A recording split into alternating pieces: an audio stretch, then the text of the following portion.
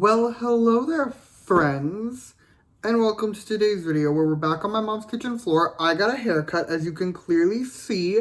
True story. I filmed the whole video yesterday, and I mentioned my haircut in that one because it's the first video I filmed since getting a haircut, and then subsequently realized that I wasn't posting that as my next video.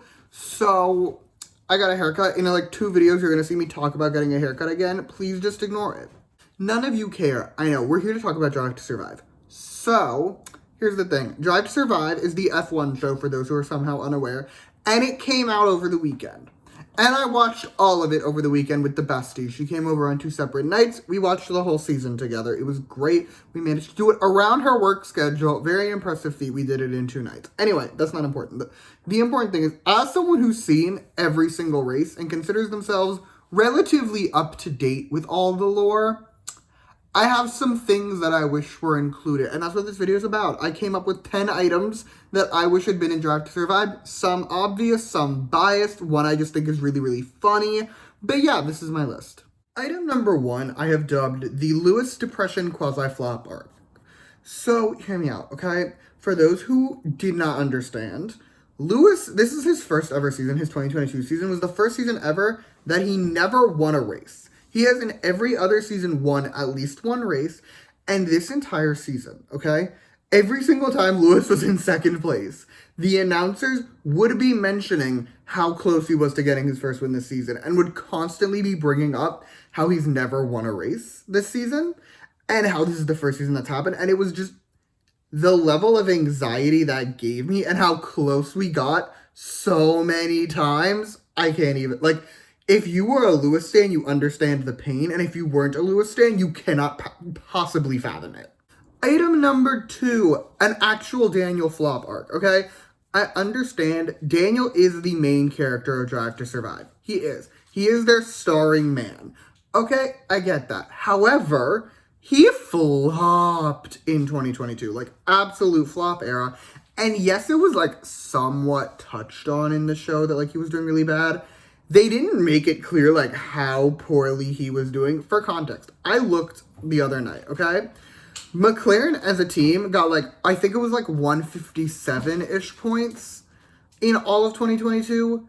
Lando had 122, okay? Which means all the others were Daniel. Daniel got, 30 points, okay? We needed to touch on how deeply Daniel was flopping, because it doesn't make it clear that they paid him out of his contract for, how do I want to phrase this? Drive to Survive makes it seem like Daniel was paid out of his contract for no reason, when it's because he was absolutely flopping.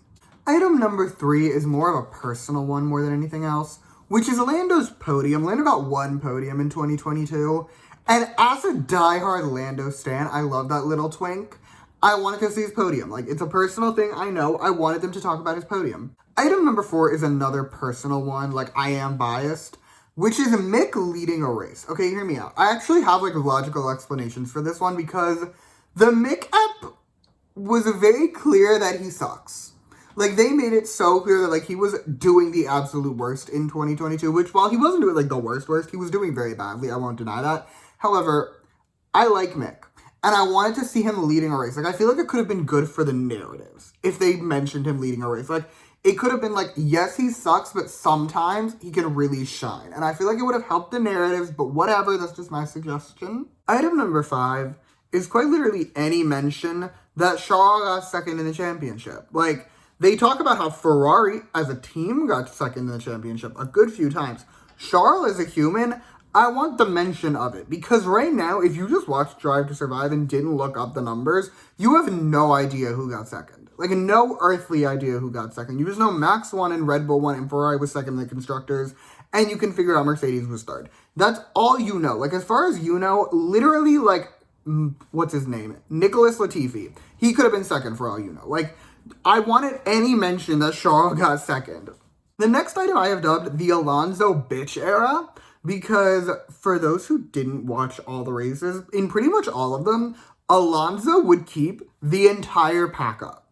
He would always be sitting at a comfortable, top 7 or so, and wherever he was sitting, no one could pass him. And I dubbed it the Alonso bitch era because it is crucial for understanding what happened this season. Because Alonso was literally out here, always in roughly the top, like, 4 to 7, keeping everyone stuck behind him, and it fucked up so many races, and I wanted it mentioned in the show. Next, I wanted a Seb montage. Okay, like, I get it. Seb has never been super relevant to Drive to Survive, and frankly, I only became a Seb fan this year. Like, post-Seb retirement announcement, I became a Seb fan. But, like, I wanted a montage. That man, the number of, like, records he held, records he still holds, like, the things he did, he deserved a montage. Like, I get he was never a main character, okay? Like, I get he was not Daniel, because we got a Daniel montage. I wanted a Seb montage. Seb has been out here slaying the girlies for years. I wanted a Seb montage. Item number 8 is what I have dubbed Pierre vs. the Tractor, which is basically in Japan when he almost hit a tractor because it was cleaning up, I think it was Carlos's car, whoever crashed at the start of the Japan Grand Prix. It was cleaning up their car. Pierre almost subsequently hits the tractor, and it's a whole thing. I'm not getting into why it's a whole thing. That's not what we're here for. I don't want to be sad at like 7:30 in the morning. It's not 7:30 in the morning. It's like 7 in the morning. But I don't want to be depressed at 7 a.m. The point is, like, I get it. I get why I wasn't there because it makes the FIA look terrible. But, like, they showed a clip of it earlier in the season and then just never explained what was happening. And I wanted to have them explain it because, like, it's important for the lore. We have reached the penultimate item on this list, and frankly, it should have just been an honorable mention, but it was so funny to me. I can't help but have it here as, like, an actual item, which is Nikita Mazepin's post-Abu Dhabi post. Okay, like, if you didn't see, I will link the post in the description because I only saw it through Twitter. I obviously do not follow Mr. Mazepin on Instagram, but he made this whole post being like, dear all the drivers who left. I just love how he included Seb in this because, like, this is Sebastian Vettel, who's been a world champion since you started racing, but whatever. He made, like, a whole post being like, here's the advice I can give you as someone who's also left F1. It was the funniest shit ever. Like, it was hands down, because, like, he's so earnest about it. And it's hilarious. Like, you have to read the whole thing. It's a moment. Last but not least, number 10, the final item that I wanted to see in Drive to Survive, at least the final item on this list. Max, let Checo through. Like, come on. I want to know how much Red Bull paid. I want to know how much Red Bull paid to get that out of the show. Because, like, I do not believe you that Netflix wasn't going to put it in. I truly guarantee Red Bull went up to them and said, hey, you can't put that in. Or I want to know what negotiations took place, what threats were made. I want to know how they did it.